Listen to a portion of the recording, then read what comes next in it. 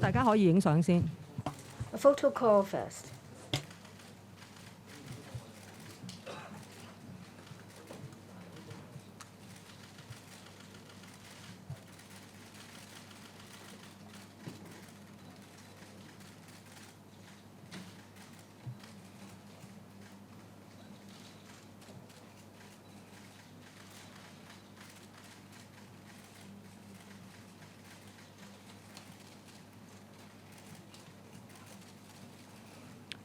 攝影師影完咧，可以讓一讓俾後邊嘅 camera 影啊。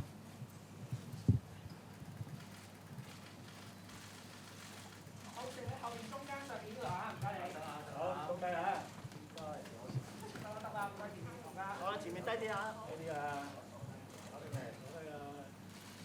好低啲，喂。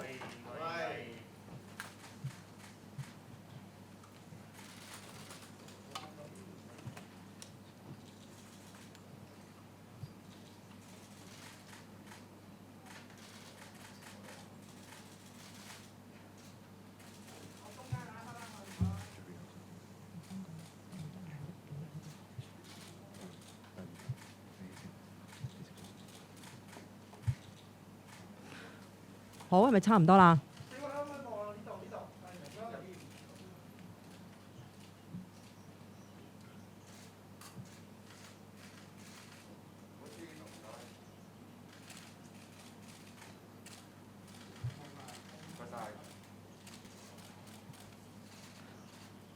好，差唔多啦。咁我哋首先It's almost time. I'll now ask the officers to get seated.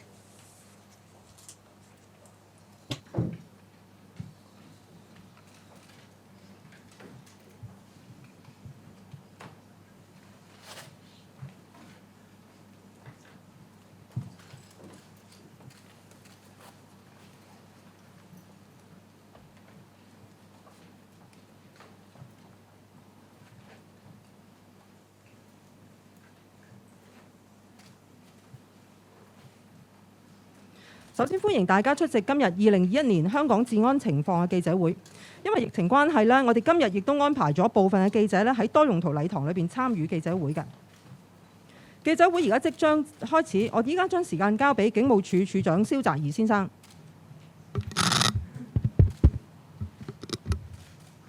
各位傳媒朋友，大家好，歡迎各位參加今日嘅記者會。同我一齊出席嘅有副處長管理郭蔭庶先生、副處長國家安全劉賜蕙女士，同埋副處長行動袁旭健先生。我而家咧會同大家講述咧2021年香港嘅整體治安情況，以及咧警隊本年嘅工作。Deputy Commissioner of Operations, I will now go over the law and overall law and situation of Hong Kong before I answer questions. Well, we have recorded 64,428 reports of crime. There is a slight increase by 1.9%. Of them, we have 196 cases of violence, and the overall detection rate has increased by 0.7% to 38.5%.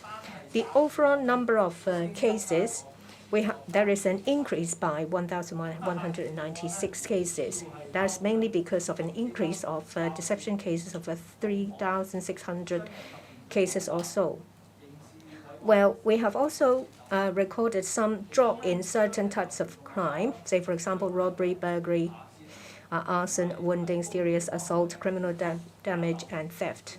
Of them, the number of cases for wounding and serious assault, snatching and pickpocketing, as well as misconduct and or fighting in public places, were recorded an all-time low over the past, for the past 10 years. I will now focus on a number of issues close to your heart.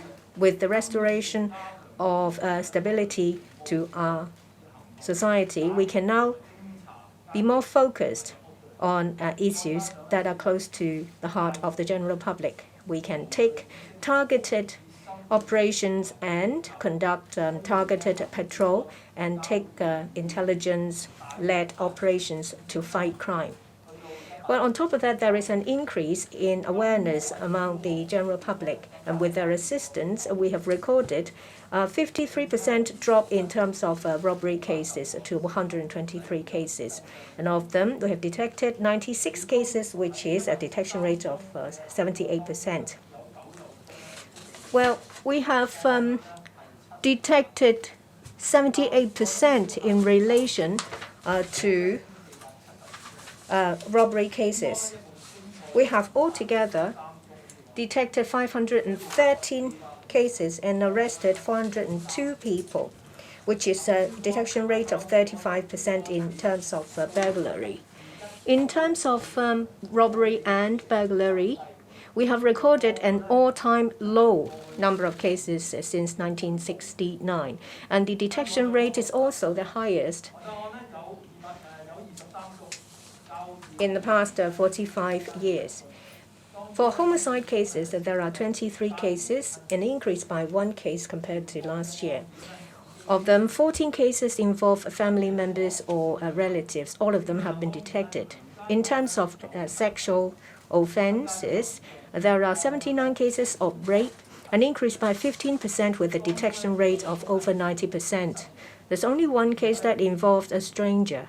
This case has been detected. About 40% of the cases involve victims under the age of 16. In terms of indecent assault cases, we have recorded an increase by 50% to 1,018 cases. That's because the figure was the lowest in the past 10 years in 2020. And about 30% of the cases involve victims under the age of 16. The victims got to know these perpetrators online, and then they were raped or indecently assaulted. And in terms of this kind of cases, there are 40 cases, an increase by 9 cases. In view of this, we have put our focus on enhancing the awareness amongst youngsters so that they can better protect themselves. Apart from working with stakeholders, parents, and teaching organizations, we have also produced 2 programs on protection of children. We make use of public websites as well as the Federations of Parents Teacher Association to remind parents that they should make good use of the filtering function of the computer, and to also culture a good habit in the use of the internet. We will continue to monitor the trend. In terms of deception cases, there is a marked increase. We recorded 19,249 cases, an increase by 3,696 cases. Over 70 of these cases are related to online deception cases. Previous year, that is 2020 compared to 2019, we've recorded an increase by over 7,000 cases. That means for the 2 years, there has been an increase by over 10,000 cases. In 2021, the increase mainly comes from compensated dating deceptions, online romance cases, investment scam cases, as well as online job-seeking deception cases.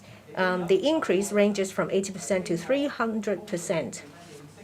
The perpetrators make use of different ways. In one case, the perpetrator make use of a messaging app to get to know the victim.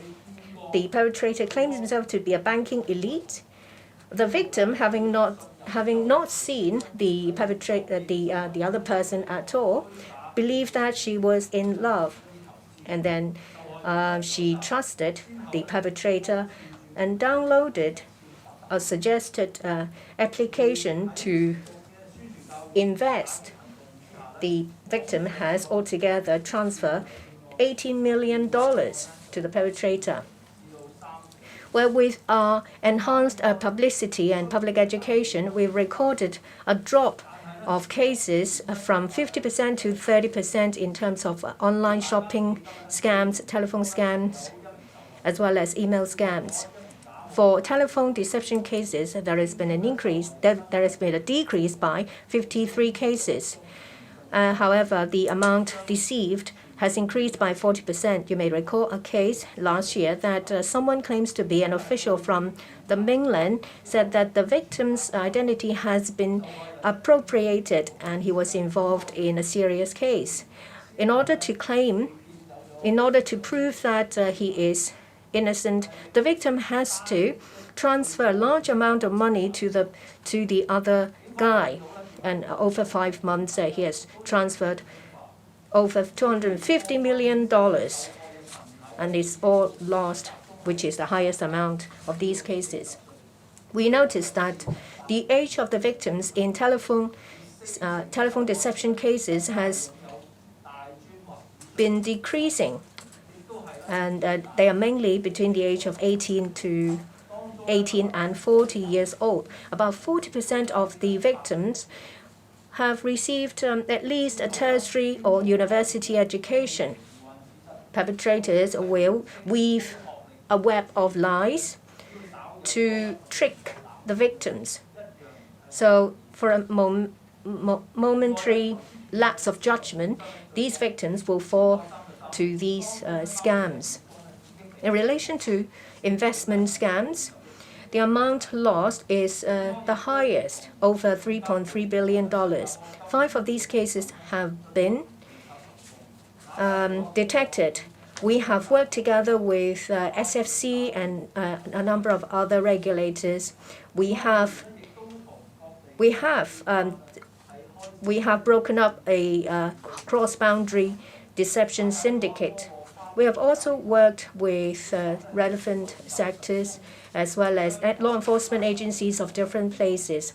We have successfully arrested 85 people, frozen close to $50 million in assets, and we have successfully stopped about 260 of these online scam cases from happening in Hong Kong. On top of that, we work with different sectors to enhance the awareness of staff in banks as well as in the remittance companies. We have stopped deception cases of 218 cases, which is about 100% increase. We have our Anti-Deception Coordination Center has assisted the potential victims from falling prey to these scams. And in the 833 cases, we have successfully intercepted $2.3 billion. Prevention is always the most effective strategy. Last year, we have made use of different channels, including the internet and media, to mount various publicity campaigns that includes an ADCC one-stop platform website. Last month, we have launched a 2-month safety in the use of internet campaign. We make use of seminars, publicity booths, as well as press releases to enhance awareness against online scams. We will continue our intensive effort in this regard. Last year, the police has launched the website named Cyber Defender. We provide a search engine for phishing emails, so that members of the public may search the email using this search engine to see if these email addresses or websites are false. We also work with the Hong Kong University to develop a system to detect such emails. In relation to blackmail, there has been an increase by 14% to 1,592 cases. About 73% of them are related to naked chat blackmail cases.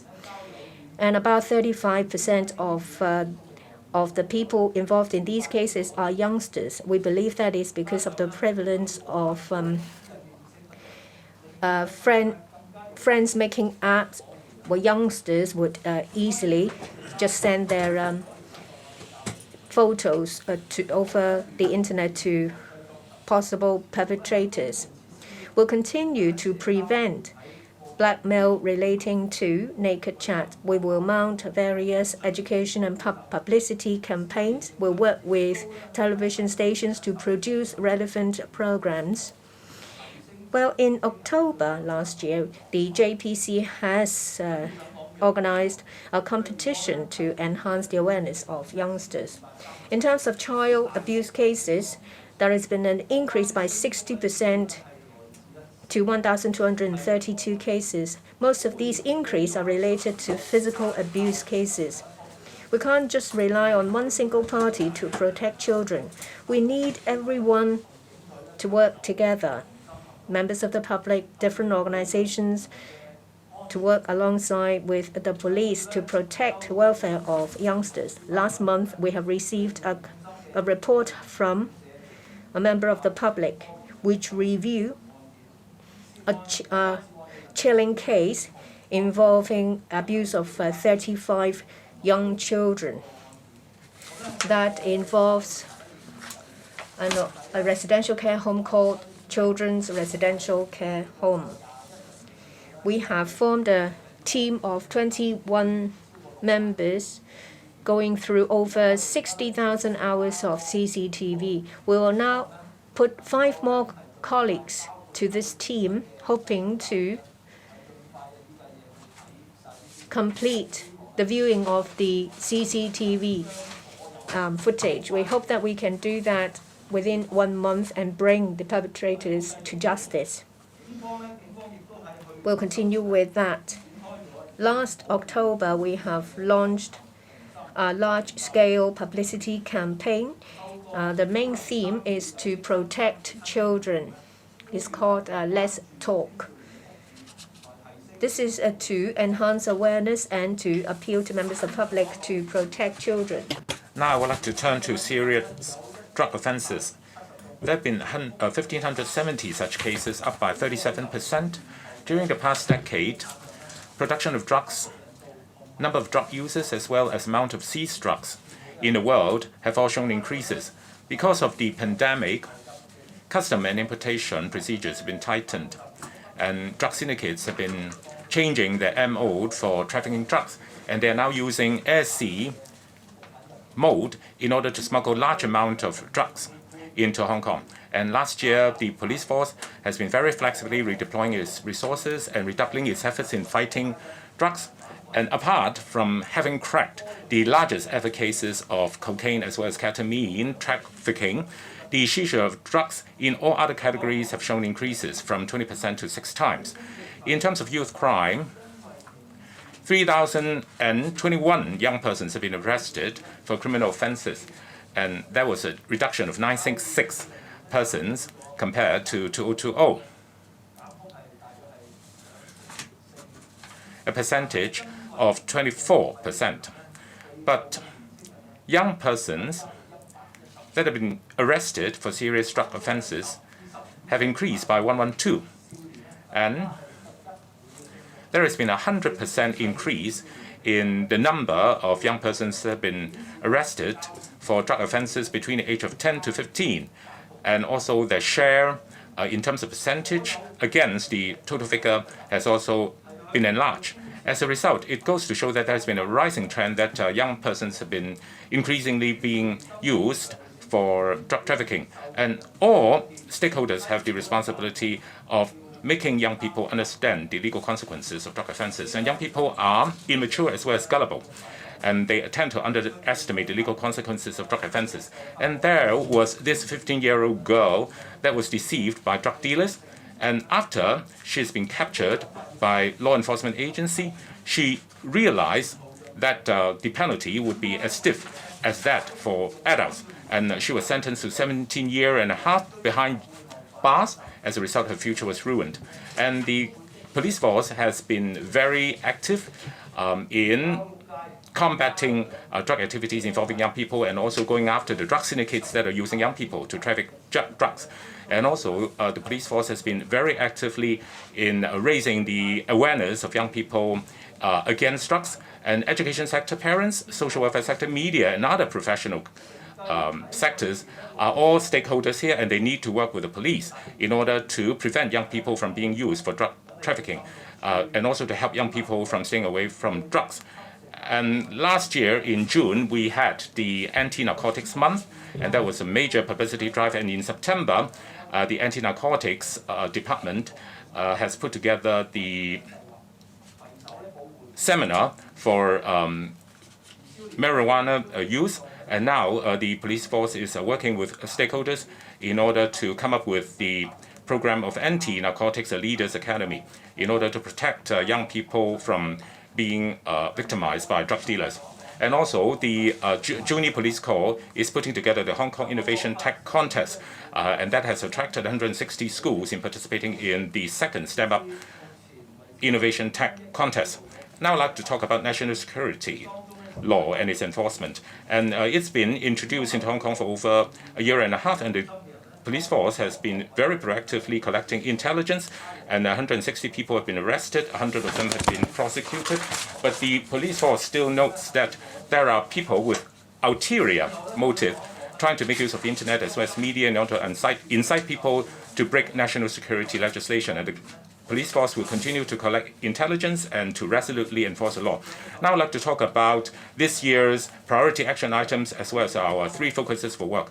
And there will continue to be 8 major priority action items. And they are maintaining national security, fighting violence crimes, fighting triads, drug syndicates as well as organized crimes, fighting drugs, and fighting quick cash offenses, and also to enhance cybersecurity, and also to fight technology-related crimes, and also to raise public safety, and also to increase efficacy of anti-terrorism work. And our 3 major work focuses are: we continue to maintain national security and also to promote community-wide anti-terrorism efforts. And social order has been restored, but still a small number of undesirable elements seeking to go against China and also destabilize Hong Kong continue to try to make trouble. And for instance, the Returning Valiant group has been planning certain terrorist activities, and there has been lone wolf terrorist attacks last year. And the police force will continue to rely on intelligence collection in order to, as early as possible, carry out investigation and law enforcement. And the global situation shows that we are all facing the threat of terrorism all over the world. And the police force will continue to increase intelligence collection and also to look for behaviors that involve self-radicalization, and also to enhance the police ability in response to those, and to encourage members of the public to come up with reports so that we can have community-wide anti-terrorism efforts. And secondly, we'll continue to prevent crime and fight crime. This year, the police force will continue to focus on law and order issues that are of concern to members of the public, especially in terms of fighting fraud, technology-related crimes, as well as serious drug offenses, and also cross-border crimes. And the police force will continue to be intelligence-oriented, and also will call for members of the public to continue to report crime and to help in fighting crime. And also the government, the police force will continue to focus the resources on the thematic crime prevention and crime fighting efforts, and also to increase members of public crime fighting awareness, and also to encourage members of the public to continue to help one another, and also to remind one another as well as their neighbors and friends in order to raise their anti-crime awareness, and continue to be active in reporting crime, and also to fight crime so that they can work with the police effectively in this regard. And also will increase community link as well as cooperation, and the police force will try to amass forces from all over the community in order to fight crime and also to help the police in investigation and also in crime fighting. And at the same time, the police force has put together the program of Neighborhood Ambassador for Animal Watch. And in terms of community efforts, the police force will, through education, publicity, intelligence collection, and investigation, to come up with means in order to fight crimes against animals, so that members of the public can be rallied in order to go against crimes involving animal cruelty. And our detection rate actually has been increased to 56% from 28% in 2015. And in terms of communication with young people, we'll continue to proactively increase our communication with schools, parents, as well as relevant stakeholders, so that young people's anti-crime awareness can be enhanced and they can be made better equipped in order to obey the law. And also we'll actively work with other stakeholders in society so that the entire community and entire society can be good partners with the police in fighting crime and preventing crime. Overall speaking, Hong Kong's law and order situation has been rather stable last year, and the electoral election has been carried out smoothly. And compared to other international metropolis, Hong Kong's overall crime rate has been maintained at a relatively low level. Even though our overall crime figures have shown a slight increase, but in terms of robberies as well as burglaries, there were major reductions, and also detection rate has come back up. And the police force, of course, has been working very hard in maintaining the law and order and fighting crime. At the same time, we also have the help of the members of the public to raise crime fighting awareness as well as supporting us in crime fighting work. The CE election is imminent, and the police force is going to increase intelligence collection and also will do risk assessment in order to make sure that the election can be carried out safely, orderly, as well as in a very stable manner. And also we'll work to the best of our ability in order to maintain law and order in the SAR region, which has been around for over 25 years. And we'll continue to work with the community in order to fight crime and prevent crime. And the Lunar New Year is about to be upon us. And so like any other day in the year, we'll continue to protect Hong Kong. Thank you. I'd like to wish you a very happy Chinese New Year.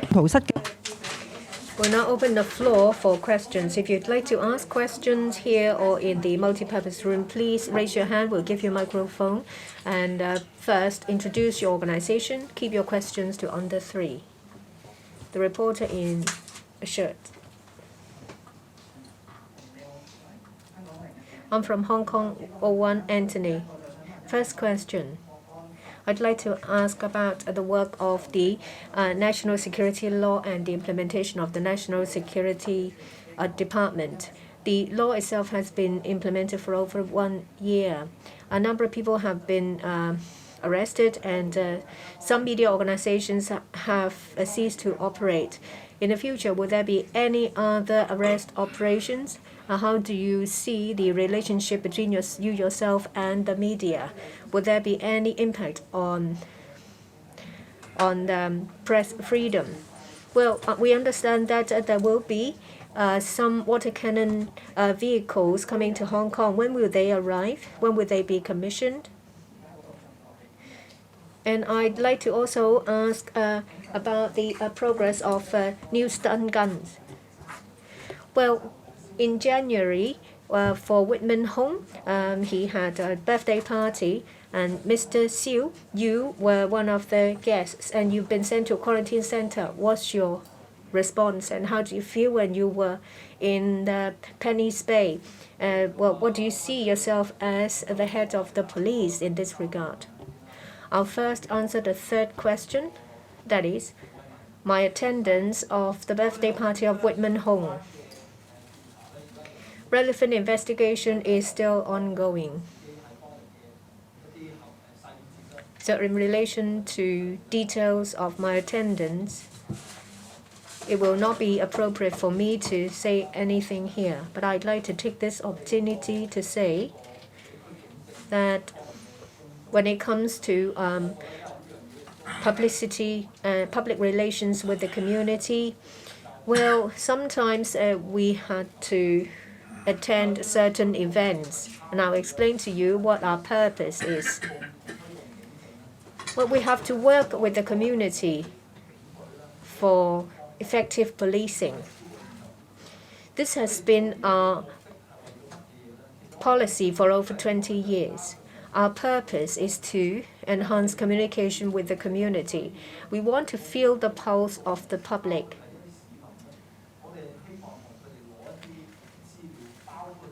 We would like to get information on various areas, including policing, road safety, crime prevention, etc., from the public. We make use of good communication to enhance the transparency of our work. Well, you might have heard about community policing.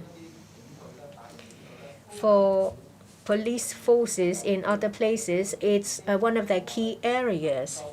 They want to do that to enhance the confidence of the police by the public, so that they will not be scared of the police.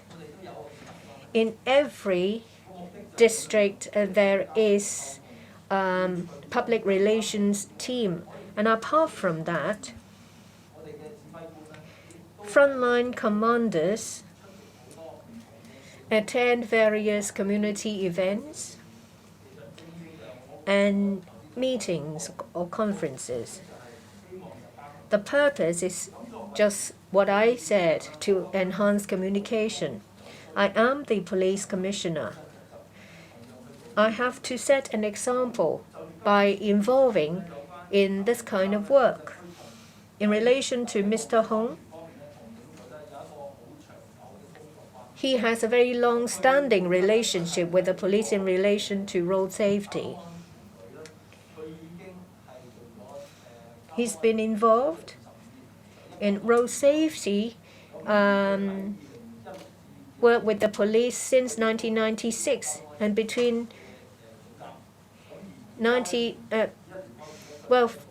for several years he's been the president, and now he has become an honorary director, and he's also a member of the Road Safety Committee.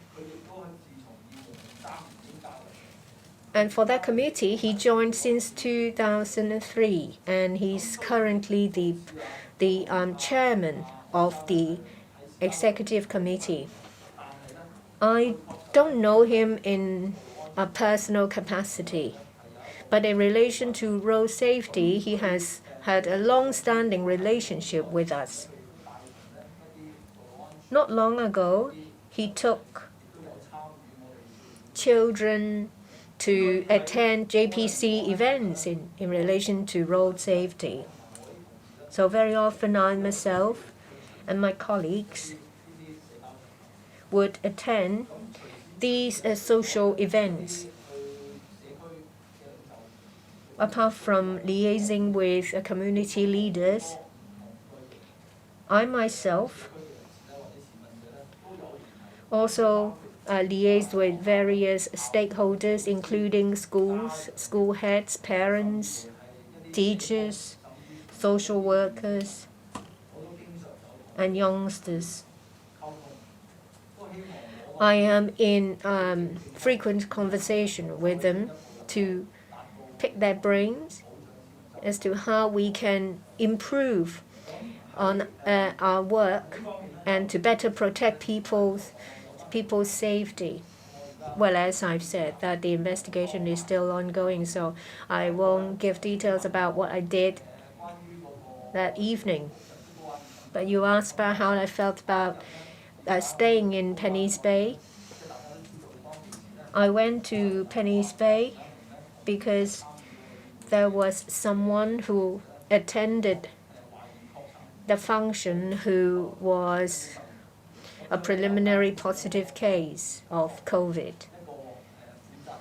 As a responsible member of the public or government official, it was necessary to stay at Penny's Bay. Well, if you ask me, I would tell you that it's my duty to go there. In relation to the crowd management special purpose vehicle,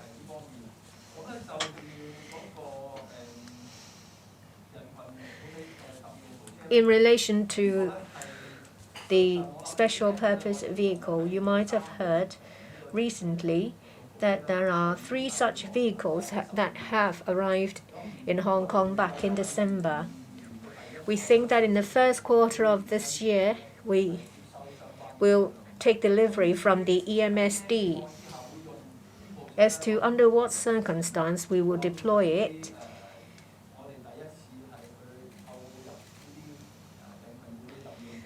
on the first occasion when we procure this vehicle, I have already mentioned it, but I will repeat now. If we plan to deploy this vehicle, we would consider 3 ways.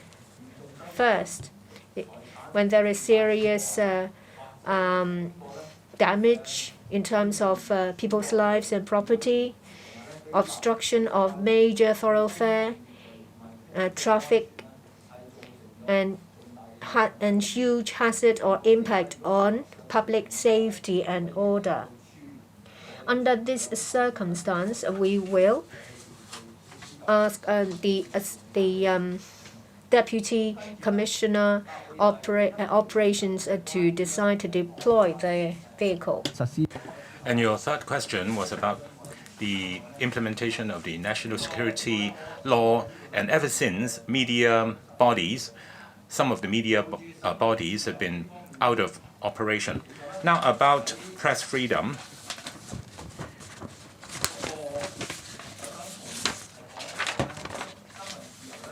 I just want to say this once again. The press freedom is guaranteed under the basic law. Every day from the press, you will see criticism being leveled against the government. Articles criticizing the government have been posted in newspapers, and there have been censures and there have been satires on the government as well as high-ranking officials and so on and so forth. All such things are actually okay as long as you do not radicalize others through various means in order to incite them to break the national security law. It would be okay. And some media organizations indeed have gone out of operations, but it is indeed their own decisions. We have not targeted any particular trades or professions or any organizations. We are only targeting the offenses that they have committed. If you want to talk about press freedom is not an absolute freedom. It has to be balanced against the need to maintain public order and also to safeguard public safety as well as national security. Now, when you talk about press freedom, now we all talk about freedom all the time. But freedom is by no means absolute.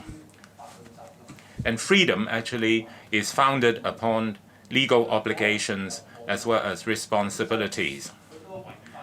Now, if a person actually is himself breaking the law, he has lost his qualification in talking about freedom. Indeed, 2 media organizations have gone out of operation, or 3 actually. And it has come to my attention that some media persons have come out to say that the present media is now caught up in a political storm. Now, to that, I would like to say this. Who is creating such a political storm?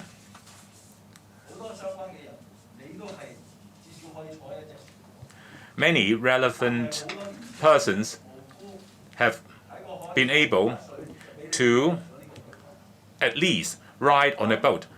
But many innocent young people actually have been caught up themselves in a political storm. Many reporters and many media people have got their own family, have got their own friends. And to that, I would like to add this. Young people also have got their friends and also have got their family members. I myself have visited some young people that have been sentenced to jail. And they agree that during the time of social unrest recently, they have been incited by others in breaking the law. Now we have the walking alongside prison inmates So through this particular program, we managed to reflect the whole situation in conjunction with young people. And a young offender actually has asked me, Commissioner, when you were 16, what you were doing? And he said that he was a regular young people, just anybody that was in his own age bracket, and all he wanted to do was to date a girl and also to do things that young people would do. But during social unrest, he was being incited by certain elements, and when he saw that other people were throwing firebombs, he did the same and he followed suit. And because of the fact that he was being sentenced to jail, now he had the time to reflect on it, and now he could go over the situation and saw what he did was not exactly right. And there was another 17-year-old person that was also being sentenced to jail, and he said that his mother, who was already very old, had to visit him every day in prison and had to travel very long distance to very long distance to visit him in the prison. And he said that he felt very, very sorry for his mother because his mother had gone through huge hardship in order to put him through school and so on and so forth. Another young person who was learning to be a chef was also being sentenced to jail in Shajoy. And he said that there was no smartphones available to him in Shajoy prison. And he said that he was thinking only in a one-sided manner. And now, since he was in jail and he had the time to reflect on it, and he saw the other side of things, and he now could reflect on who would benefit from social unrest and who actually were made to bear the consequences of such social unrest. And he said that all he wanted to do was to leave the prison and then to find a job and then to live a normal life. And he felt that he would distance himself from political talk and also political radicalization. And he said that he was very worried that he wouldn't be able to find a job. And also there was another young boy that was 16 years old, and he originally was in a Band 1 school, but because of criminal damage of a restaurant, he was being arrested. And when he was arrested, he said that his parents cried, and he understood that his parents had spent a lot of money in order to get him legal help and lawyer's assistance. And he said that he felt that it was a very difficult time for him to go back. And he said that he wanted to be a social worker after he left the prison, and he said that he wanted to educate young people not to do wrong things again. Okay, so I've spent quite a bit of time in order to give you these cases. My question for you is this. During social unrest, many people actually had incited young people in order to get them to break the law and to radicalize them. And now many of these young people have already lost their freedom. I just want to ask people that have incited young people whether they can sleep soundly at night. And when they search their heart, whether they think that they have done the right thing. And they have really caused many young people to ruin their future. And many of these people actually were from grassroots families, and the grassroots families had spent a lot of money and spent a lot of resources in putting their children through the education, and now the future is ruined. Next question. The lady in the front in beige from Now TV. I would like to ask about the birthday party dinner. During that time, social distancing measures were already in force because of the pandemic, and you are the head of the police force, and do you believe that it is appropriate for you to attend such an occasion? And in this particular case, will the police force carry out any follow-up investigation or work? Now, concerning Stan News as well as Apple Daily, the police force actually prosecuted them because of the reports that they carried, and also because of the quotes that they have carried in their platforms. And now, if the media from now on is to quote other people's words or sentences, now would they be regarded as having broken the national security law, because after all, it's the job of the press to report on what other people said or what other people have written. And so if you use that as a basis for prosecuting people, is that really fair? Now, because Stand News is now out of operation, so do you believe that this is already a dire warning to the press? And thirdly, about numbers. I'd like to know whether any police officers have been arrested for criminal offences, whether you have any figures of prosecution. Thank you for your question. First, in relation to my attendance at Whitman Hong's event, as I said, that the relevant investigation is still ongoing. It's not appropriate for me to give you information about certain details, say, for example, the time when I was there. What I'd like to say is that in relation to this incident, once again, I would like to say to those who have been affected by this incident, as well as those who are helping with the anti-epidemic fight, I would like to offer an apology to them. I've learned from my action this time.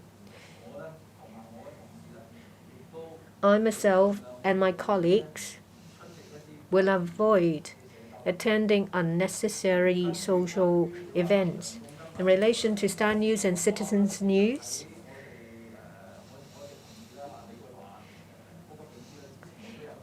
Senior Superintendent Mr. Steve Lee has already given information about under what circumstance would the action constitute incitement.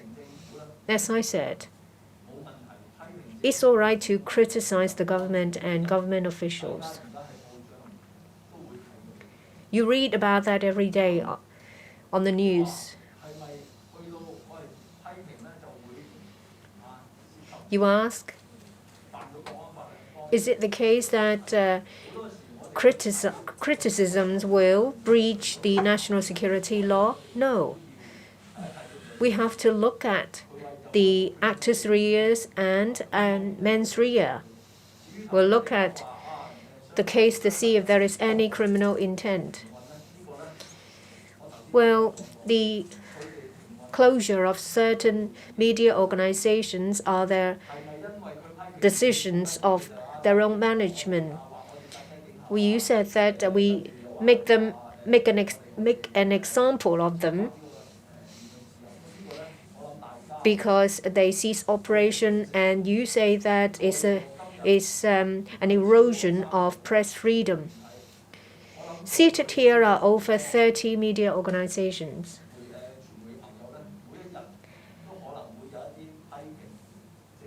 Every day, media practitioners have written articles that criticize the government or the governance of the government. Why do you continue with your work? Alternatively, why do these media organizations cease operation? Is it because they have a guilty conscience? I'm sure that you all know the answer.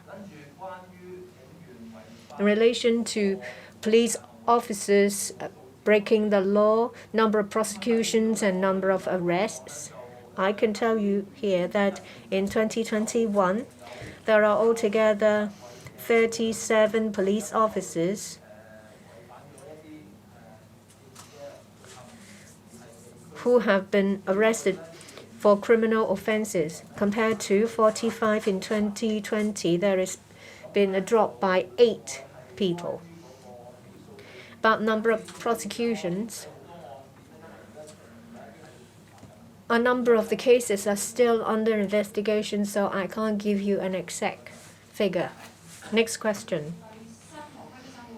The lady in black, third row.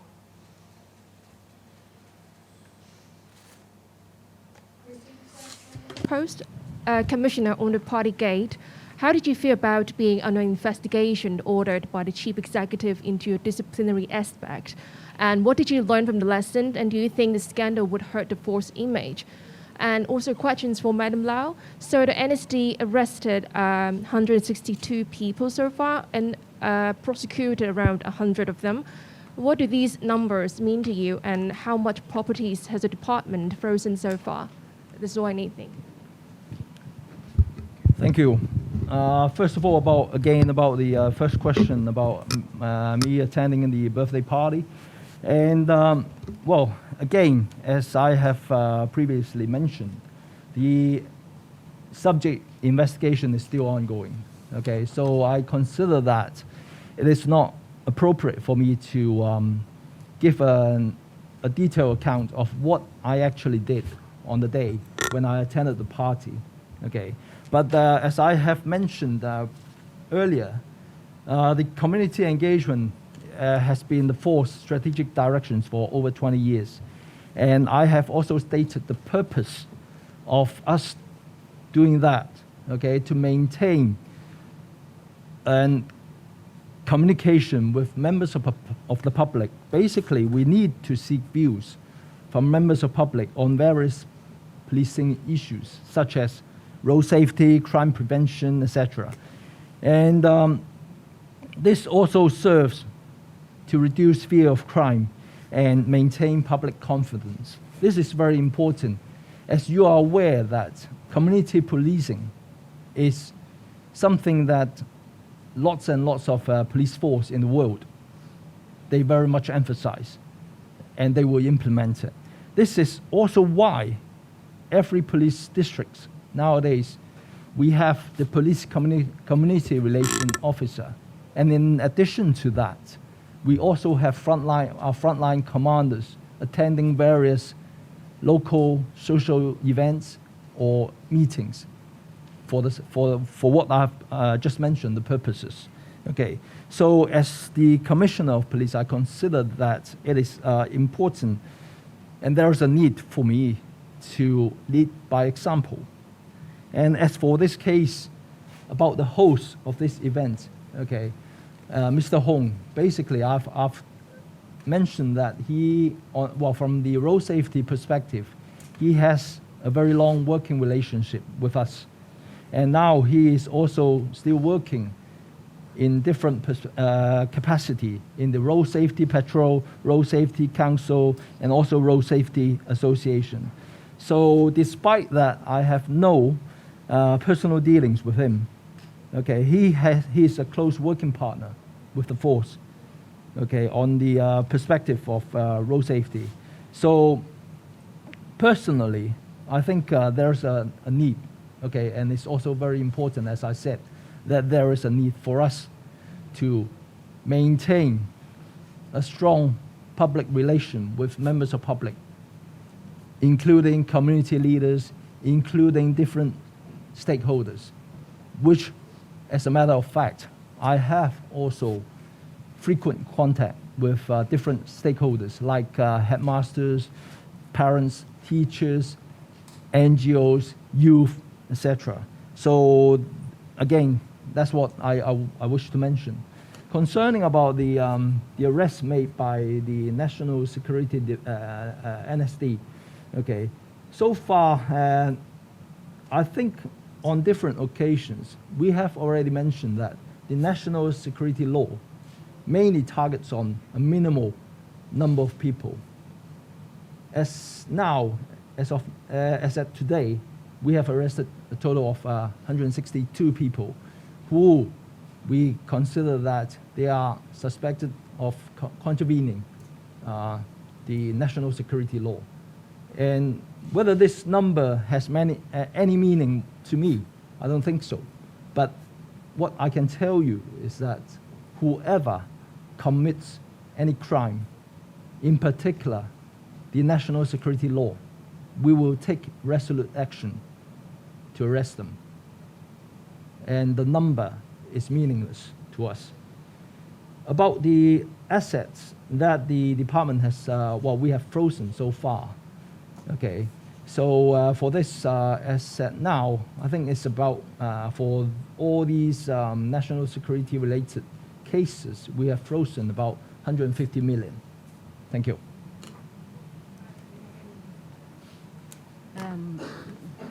You want me to add on some comments? Right. Okay. Oh, thank you. Thank you for the question. First of all, the Commissioner has already mentioned about the frozen assets, so I won't repeat. As for the number, we have arrested 162. I agree with the Commissioner that, this number alone means nothing to us. But rather, on other contexts, it does mean something to me. It means the NS law is being enforced. It is being enforced properly and legally, with focus placed on evidence and just evidence. And we have some rulings and convictions in various levels of courts. And it means that it sends out a clear signal to the community of the consequence in breaching the law. And most importantly, law and order is restored. And if I may, I'd like to invite you to compare the law and order situation of Hong Kong before the implementation of the law and now.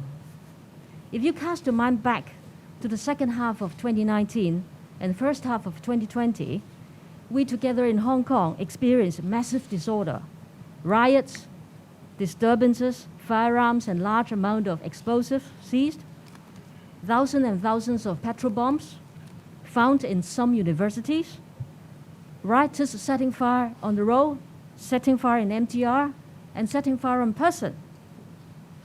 Roads were blocked, and normal citizens dare not to go out. The city has come to a halt. So with the implementation of the NS law and order was restored, allowing citizens to live a safe and normal life. And this is exactly the spirit of the NS law. It aims to target a small number of people who breach the law, but it aims to protect a vast majority of Hong Kong citizens and safeguarding their basic rights and freedom. I thank you for the question. 好，我哋下一題咧留翻俾禮堂嗰邊嘅記者啊。Next question will be reserved for reporters from the hall. Any questions at all? Can you hear me? Mrs. Siu, can you hear me? Yes, we can. My question is as follows.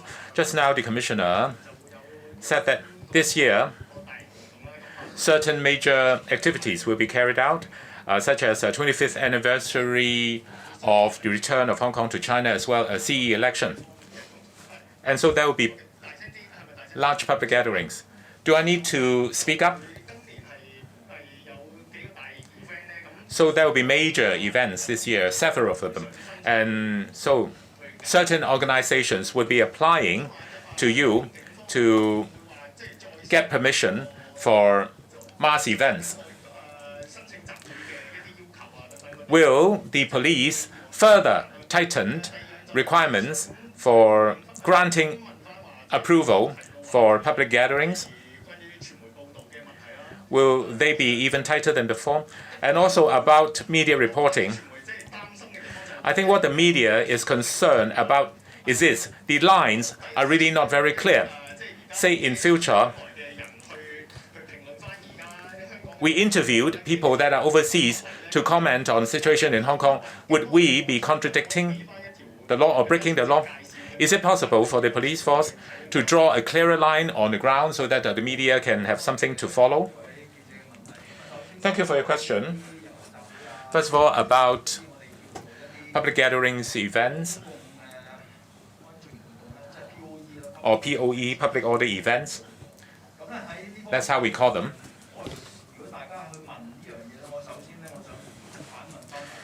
Now, I would like to put a question back to you. Why is it that over the years, Hong Kong has always been regarded as a capital for mass rallies, a capital for mass demonstrations? Why is that? Before the middle of 2019, several years before 2019, there have been major rallies and also major demonstrations. The Basic Law actually has already conferred upon the people of Hong Kong the freedom of carrying out mass rallies as well as demonstrations. It has been the case in the past, it is the case now, and it will be the case in future. Before the middle of 2019, many of these mass rallies were being carried out in a peaceful manner and in an orderly manner. between 2015 and the middle of 2019, all of these notifiable public events have been met with a no objection approval from the police. And the number of no objection incidences actually was close to 100%. But after 2019, especially after the middle of 2019, there were people who were abusing this particular freedom in order to carry out social riots.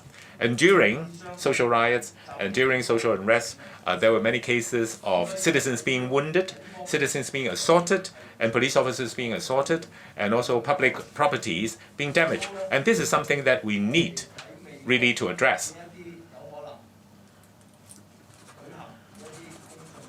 In future, there may be events of large public gatherings,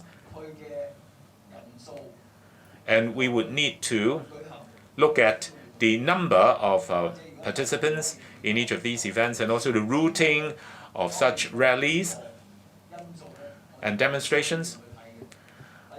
And apart from these, there are other factors that we need to consider. First of all, public order and safety, national security, and also citizens' rights to doing mass rallies and demonstrations.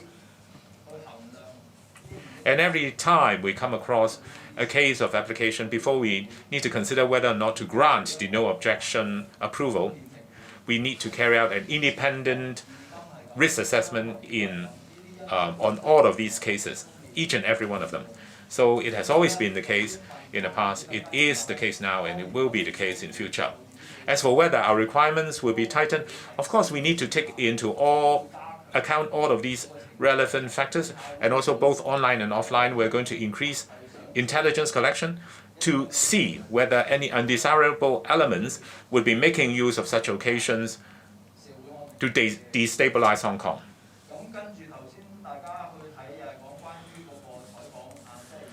As for reporting by media and where the line is being drawn, if the media is to interview people overseas and get them to comment on Hong Kong, and if such comments are being posted in their media platforms, whether they will be violating national security law. Actually, the national security law is very clear in terms of the offences that it covers. And criticism itself may not constitute an offence in national security law, against national security law. But another very important factor is the intent. What is the intent behind such reporting?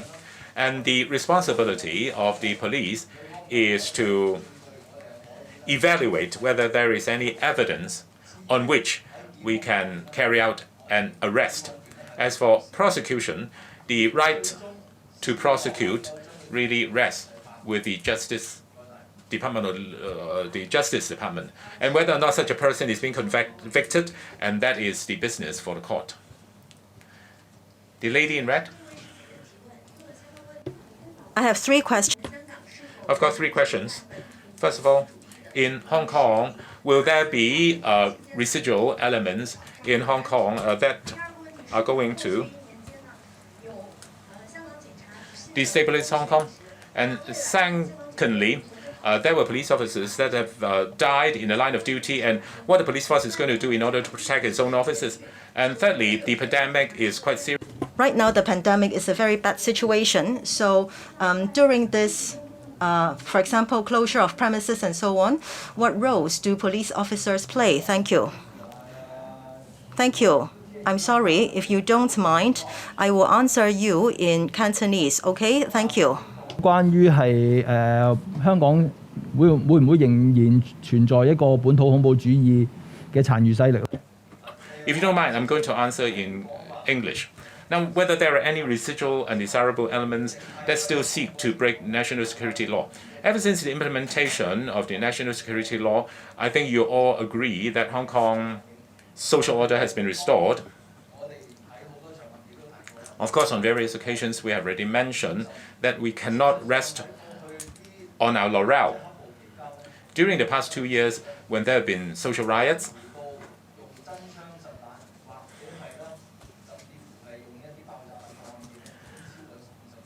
there have been over 20 cases that have involved the use of firearms as well as explosives. In July, on the first day of that month, in Causeway Bay, there has been a lone wolf attack. And in early July, a pro-Hong Kong independence organizations of Return of Valiant have planned to make use of young people in order to plant bombs in various locations in Hong Kong. And so in this regard, we definitely cannot rest on our laurel. We have to be continuously vigilant. And in various areas, including online and offline intelligence collection, we've been working very, very hard. We have to make sure that no one will be making use of social media to incite anyone in the community to destabilize Hong Kong or to carry out terrorist activities. And for intelligence collection, we'll continue to work with overseas law enforcement agencies as well as other law enforcement agencies in Hong Kong. And in law enforcement, especially for major events, we're going to adopt a very high profile in patrol, and we will deploy a large number of plainclothes officers as well as special squad officers to carry out investigation. And for publicity and education, I think you must have heard that we have done publicity to tell members of the public that if anybody in the community is suspecting that a certain bomb or explosive device is being planted, then they must report it to law enforcement agency as soon as possible. And if they are subject to any terrorist attacks, what should they be doing? And also, we've got another program that is called, if you feel suspicious, you should make a report. What does it mean? I think everyone in Hong Kong, when you come across anything suspicious, including personnel or activities or objects that have aroused your suspicion, do not hesitate. Make a report to the police right away. Even though it may turn out to be false alarm, it doesn't matter. Let me give you an example. Not too long ago, there was a homicide case that involved a taxi driver. And for that particular case, after it had happened, we put together certain publicity efforts. And for that particular case, a certain member of the public had come across, make a report to the police, so that we could very swiftly arrest a very, very dangerous element that might be on the loose otherwise. So apart from this very civic-minded member of the public, other members of the public have also been very civic-minded, and they have made similar reports to the police, and they have made reports that have pointed us to other directions that have turned out not to be the correct direction. Still, we thank them because they've been very civic-minded.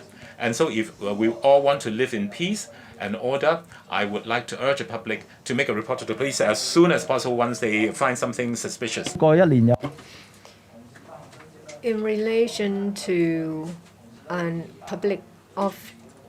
police officer that has died in the line of duty and whether we will enhance protection of police officers, well, we do attach a lot of importance to the safety of police officers in the execution of their duty. There is a case involving a police officer who died carrying out his duty. We conduct reviews to see how we can improve the safety of our police officers. We will enhance training on top of operations.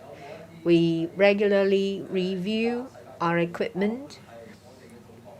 We look at development of equipment outside Hong Kong to see if we can procure any equipment that would enhance the safety of police officers. In relation to anti-infection, police officers have been standing at the forefront. We are involved in different areas. Some of our officers have been seconded to trace contacts. Currently, over 40 officers have been seconded. We make use of our supercomputer to trace contacts.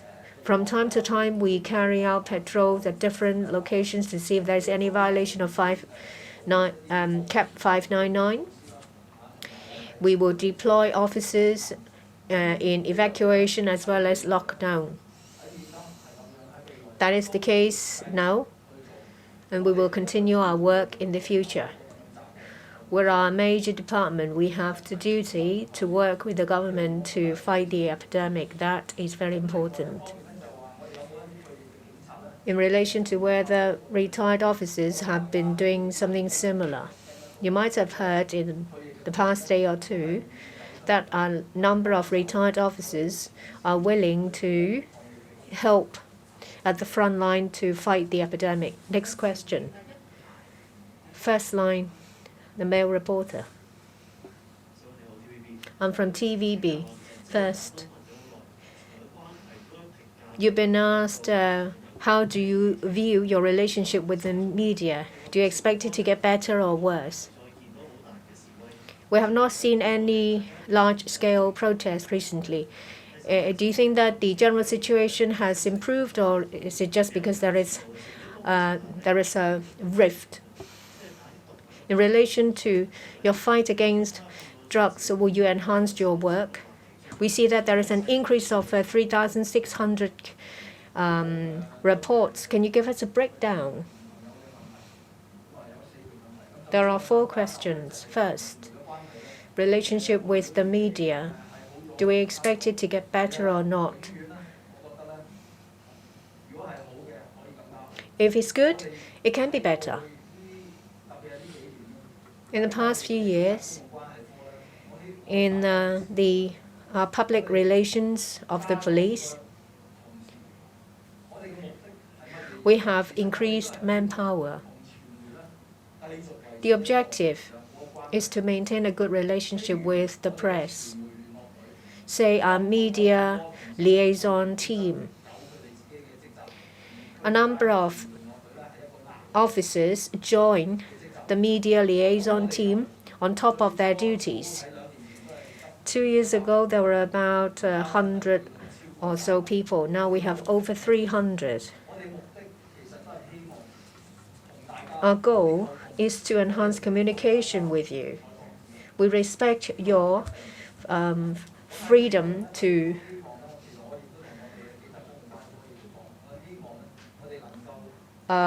report the news. We hope to enhance our liaison and communications with them. In relation to large-scale protests, whether the situation has got better or there is just a rift between the two sides. With the implementation of the national security law, stability has been restored. Yes, there is a sharp drop in terms of large-scale protests. Well, organizers of past protests have disbanded on their own volition, but that is beside the point. The majority of Hong Kong people would like to see stability in our public order. Cast your mind back to what happened in the past 2 years. I'm sure that you don't want that to happen again. I mentioned that freedom of and rights of others. When we consider whether to approve a protest, we will consider that during the period of black-clad violence, people are scared when they go out because they are scared that there might be bad elements causing trouble in the street. During Halloween or New Year's Eve, I went out to patrol around the communities. I saw a lot of people happily celebrating with their family and their friends. That is something that Hong Kong people should cherish. Majority of Hong Kong people, I'm sure, don't want to see any more large-scale protests or anything that might turn into a riot. The reasons for youngsters taking drugs or trafficking in drugs. Well, trafficking in drugs, in dangerous drugs, is more serious because it involves large quantities of drugs which will ruin youngsters' lives. I cited an example. That youngster has been sentenced to 17 years of imprisonment. We will shortly release the clip of the youngster and his mom. It will be shown in February. You can see the huge impact on youngsters if you use them to traffic drugs. We have spoken to a lot of youngsters that we have arrested. They do it because of money. Over 50% of the youngsters trafficked in drugs because of money. And on top of that, there is peer influence. A lot of crime syndicates, like the one I mentioned just now. For every job, he would receive $15,000. He did not know that if he's convicted, he would be sentenced to 17 years of imprisonment. And these drugs syndicates would tell these youngsters that he wouldn't be stopped. And the penalty, if arrested, if prosecuted, will be lenient. And youngsters are unable to trace the mastermind of these clandestine jobs. So I ask all of you to work together. Over the years, we have been saying that we are concerned about youngsters. We all say that, but please do what you say.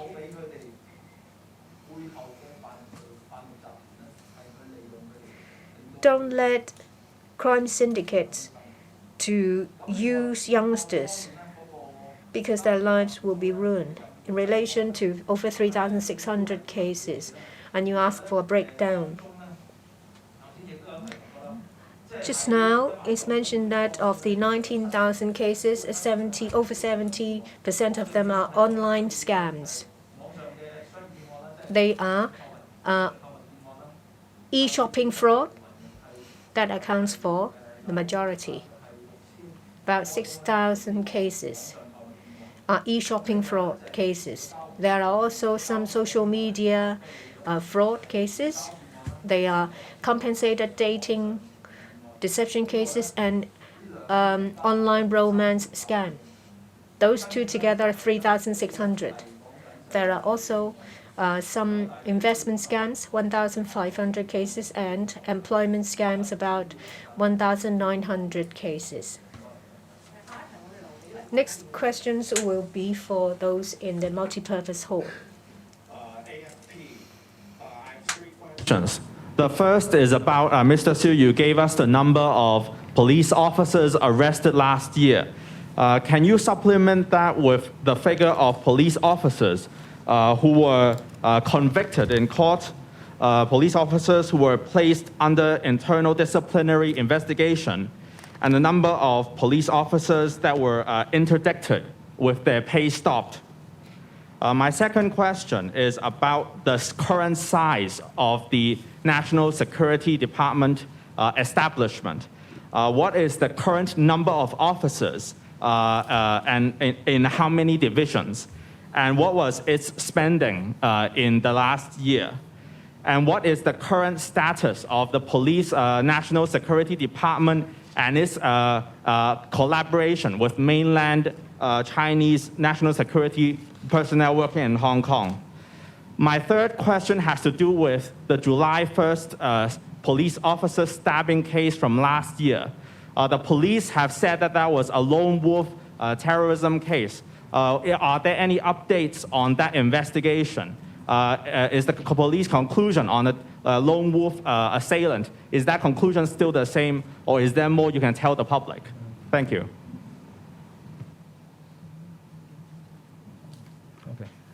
Okay, thank you for your questions. First of all, I want to talk about what you're talking about, the number of officers who have committed criminal cases and convicted. As I have mentioned before, basically the number of officers, regular police officers I'm talking about, in the year of 2021, there were a total of 37 officers who have committed criminal cases and being arrested. And the number of officers being convicted to court, as I have also mentioned earlier, that I do not have these figures at the moment. And the number of officers being interdicted. Now, number of officers being interdicted because of committing criminal cases, there were a total of 31 officers being interdicted because of committing criminal cases. For the second question about the National Security Department establishment, and also the current number, what is the current number, and also the current status about the collaboration with mainland officials. First of all, concerning about the establishment, this is confidential. And it's not appropriate, well, I cannot tell you, as it will affect the operational work of the NSD. And on the other hand, about the spending, again, similarly, this is confidential and I cannot tell you. About the collaboration with the OSCN, basically, we work on our own for investigating all the national security related cases apart from collecting evidence about the arresting action, etc. We do work on our own. Okay. Finally, about the July the 1st stabbing case last year, about the lone wolf attack, the investigation is still ongoing. Thank you. 好，最後兩條問題啦。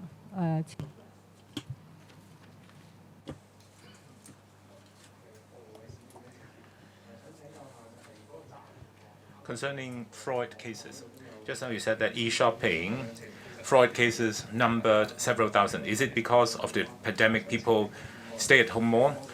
And why is it that there has also been a sharp increase in romance scam online, and what the police is going to do in order to deal with those cases? And also for water cannon vehicles, and you are buying mainland produced water cannon vehicles.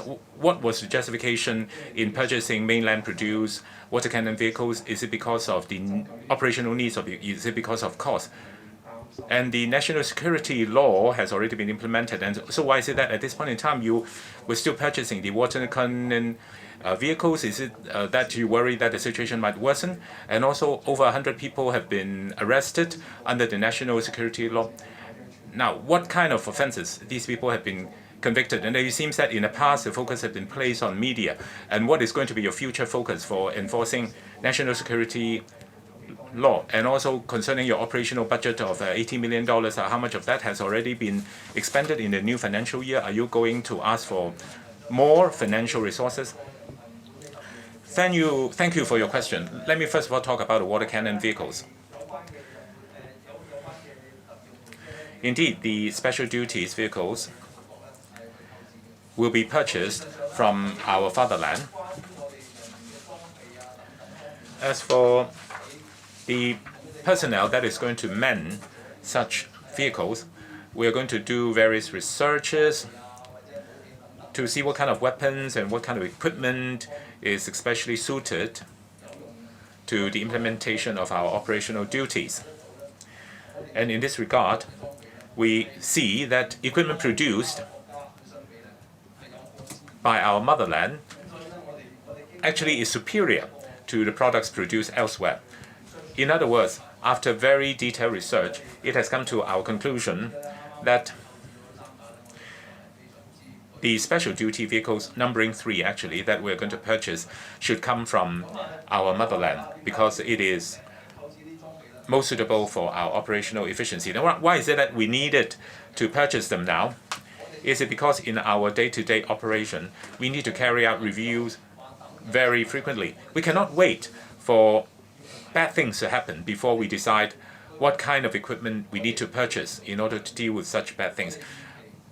We really need to be very preemptive and proactive in our thinking. We have to plan ahead, and we have to really plan for equipment that we need to purchase before the situations that such equipment is purchased to deal with actually happened. As for over 100 people being arrested under NSA, whether they have committed any particular offenses, I'm not going to go into each and every one of the cases because the national security legislation really targets 4 main types of offenses. I won't be giving you a breakdown as to what kind of offenses have been involved in the arrest. As for the $800 million, how is that money going to be used? As I said, such information is classified and confidential, and if we were to divulge it, it would impact on our operational efficiency. As for several thousand fraud cases, why is it that there is such a sharp increase? Whether the pandemic has caused people to stay home more? We believe that that was one of the reasons, but not the only reason. During the past 2 years, when the pandemic had happened, the increase has been by over 10,000 cases.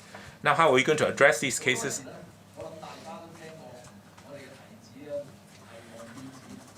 Now, we always try to remind the public to guard against cheaters and defrauders.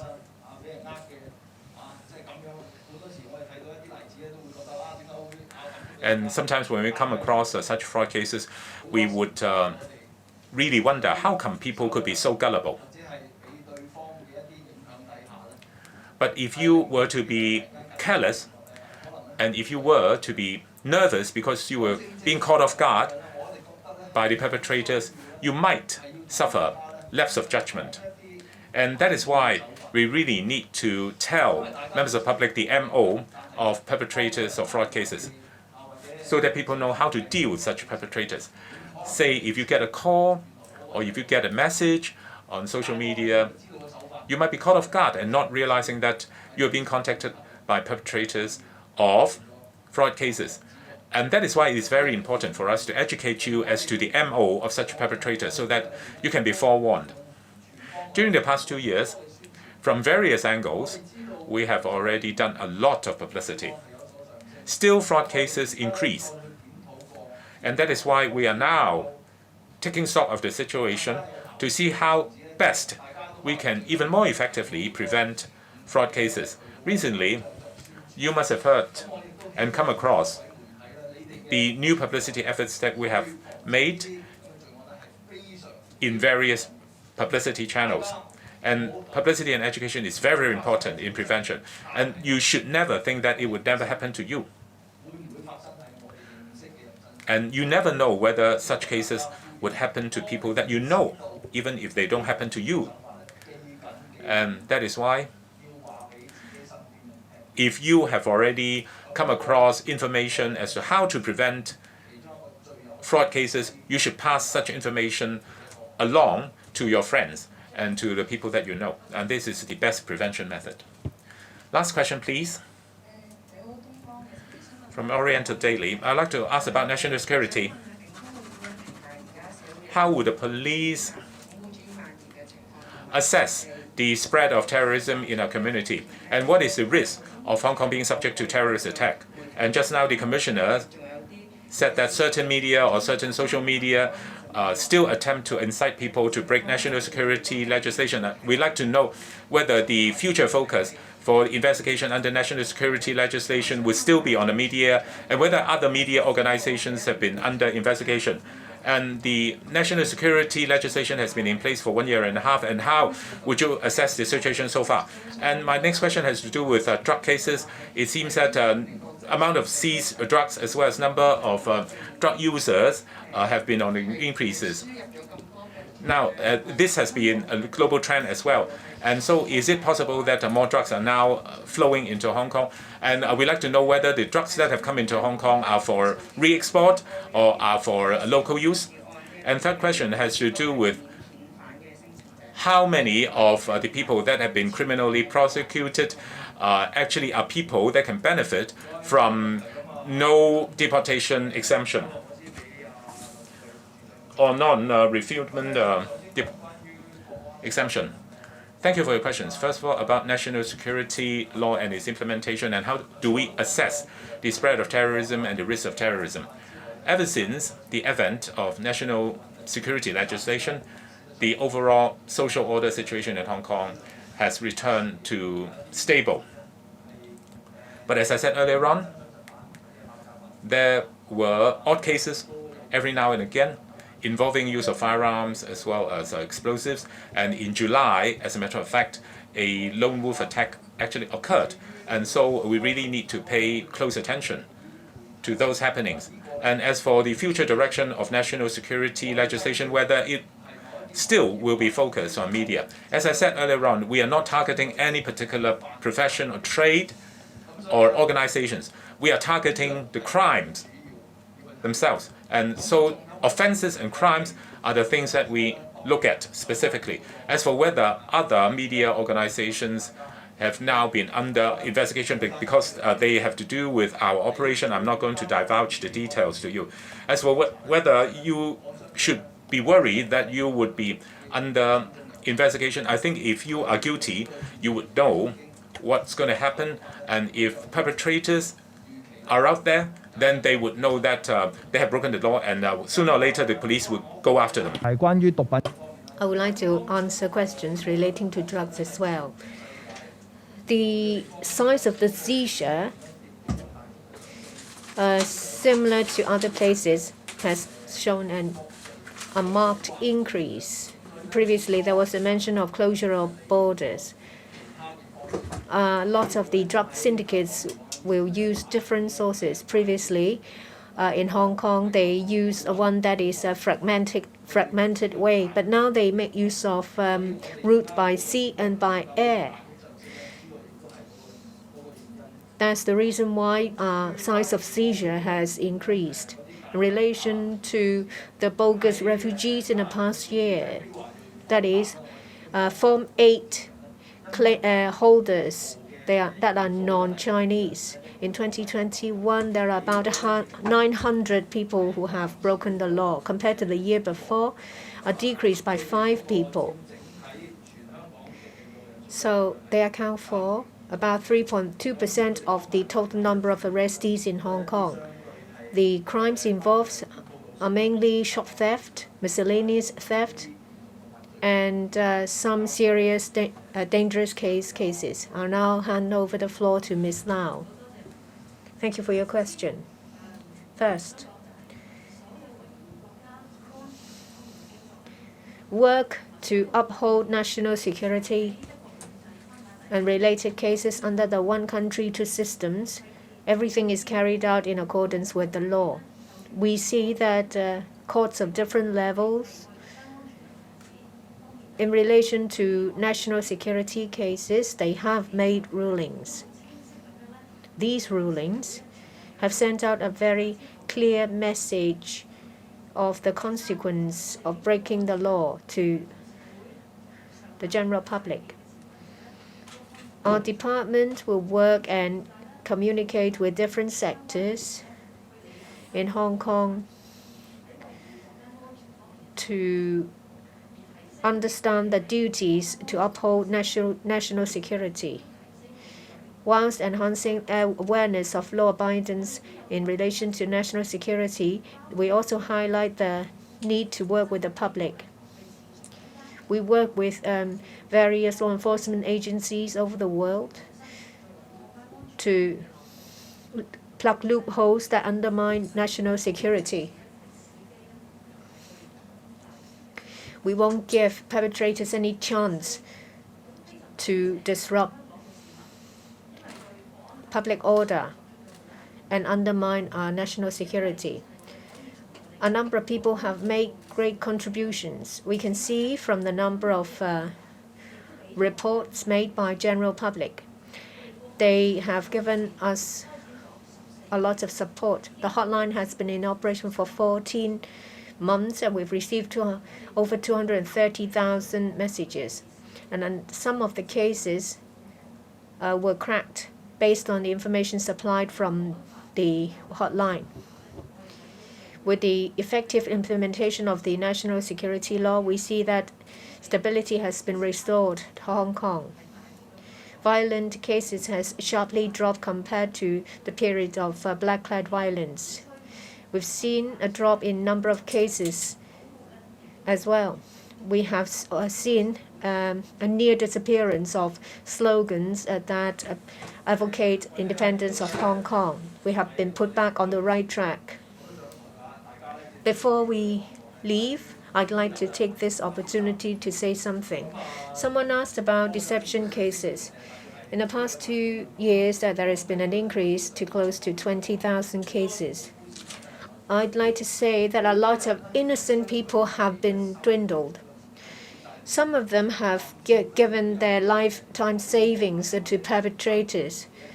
And in some other cases, they have sold their flat, remortgaged their flats, and borrow from family and friends only to give them to these culprits. I'd like to give you information about common modus operandi of fraudsters. And I'll also give information about an anti-deception kit. First, telephone deception cases. I'm sure you have received such calls. The culprits will call claiming that they are mainland officials, court prosecutors, law enforcement officers, or someone from public or private organizations. They would ask the victims to hand over deposit securities or download false apps only to put money in them. I appeal to you to pay attention to 4 things. If you see a strange call with the prefix +852, is probably a call claiming to be from Hong Kong. And even if the person on the other side of the line or the other end of the line can give you your information or send you your own photo or a court warrant that looks authentic, it doesn't mean that that person is a real law enforcement officer. Perpetrators can make use of different ways to obtain your personal information. So even if you see that the other person can give you your own personal data or photo, ignore them. Genuine law enforcement officers, when they carry out investigation, will not ask over the phone for your bank account information. They will not do that. Genuine law enforcement officers will never ask you not to talk to your family. And they will not forbid you from hanging up. So please remember these 4 points in relation to telephone deception cases. About online romance scams. At the start, the perpetrators will use sweet talks. There's a case when the other person claims to be Prince William of the UK. They will ask the victims to download some apps, or they will say that they have insider information. They will try to coax the victim to invest money. As soon as that's done, they will take off with the money. Sometimes the perpetrators will spend time to build trust, to groom them before asking them to make an investment. I'd like to draw your attention to 3 points. If you have any suspicions of the identity, ask them to use a video call to look at the other person's face to see if it's real, if it's really a French engineer, an Italian lawyer. And please do not download an investment app through an unknown link. You can only download official apps from the official app shop. And if someone asks you to put money into a personal bank account or personal electronic pocket, then it's surely a deception. So please call 18222 to ask for help. In relation to job scams, some perpetrators will claim that they will offer a high salary to hire remitters to make remittance. Then the victims will give the personal information for the job, and the information will be used by the perpetrators to take out loans from banks. Pay attention to 3 points. Well, first, if you're asked to pay security deposits, advancement payments, or attend classes by paying a fee before you have the job, say no. 2, don't let anyone else use your bank account. And do not apply for any loans on behalf of anyone else. And if you see an ad saying that you can make quick money without any qualifications and skills, then pause to think. If it sounds too good to be true, it is. So, in the protection of people's property and lives, we've always worked very hard. And now I'd like to say that starting from next Tuesday, we will start an anti-deception month. We will organize the different activities with different stakeholders. And as I said, that